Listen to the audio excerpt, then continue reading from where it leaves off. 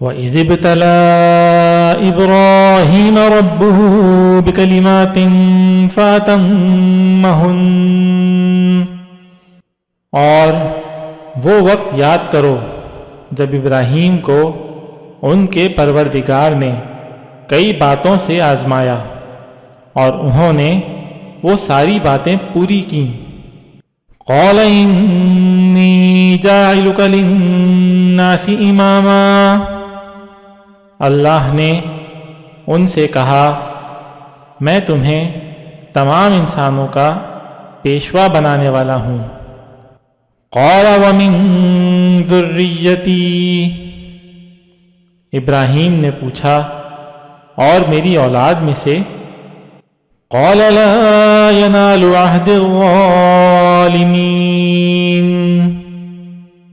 اللہ نے فرمایا میرا یہ عہد ظالموں کو شامل نہیں ہے۔